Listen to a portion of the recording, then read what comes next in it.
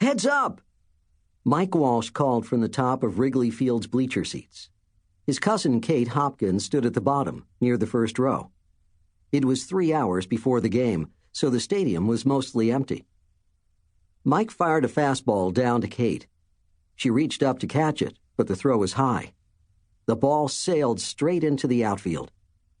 "Oh, no!" Kate cried. Thwap!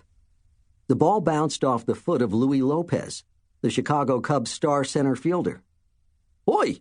Louis exclaimed. "What's that?" Mike's freckled face blushed. "Sorry," he called out. "I was playing catch with my cousin. I threw the ball a little too high." Mike ran down the steps to where Kate stood by the short green wall that overlooked the outfield. Louis shook his head. "More like a lot too high," he said with a smile.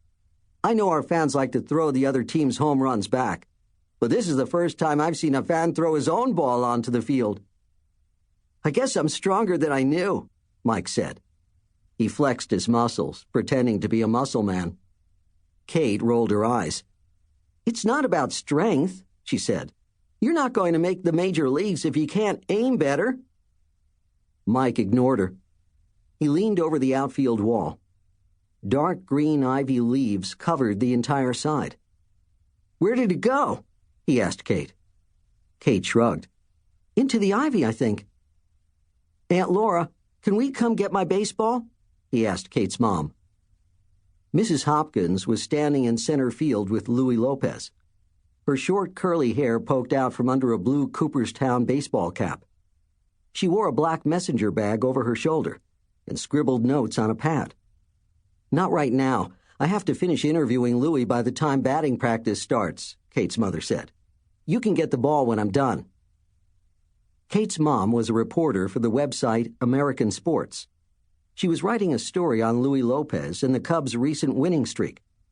Mike, Kate, and Mrs. Hopkins had taken a train to Chicago from Cooperstown, New York, the day before.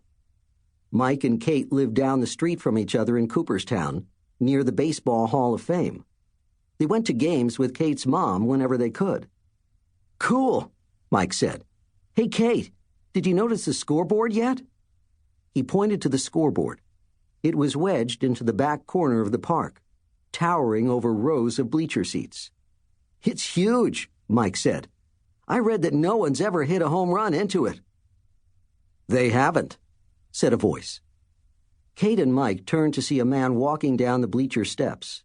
He had a short black crew cut and wore a shiny blue Cubs warm-up jacket. "I'm Paul Thomas, media director for the Cubs. Your mom wanted me to say hello," he said.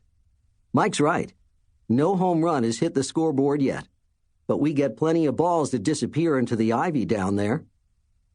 "It's kind of weird that a baseball park has ivy growing all over the outfield wall," Kate said. "Doesn't it mess up the players?" "Our players love the ivy. Wrigley Field just wouldn't be the same without it," Mr. Thomas said. P.K. Wrigley had the ivy planted and the scoreboard built in 1937. His family owned the Chicago Cubs. They also owned a big chewing gum company. That's why Wrigley Field has the same name as the gum. "Then why don't home runs stick to the scoreboard?" Mike asked. He winked at Kate. "Get it? Gum? Stick?" "Ouch, that's bad," Mr. Thomas said. "You'll have to let me chew on that for a while." Kate groaned. "Okay, enough." Mr. Thomas held up his hands in surrender. "Your mother's almost done with her Louis Lopez interview. I'll take you to the field."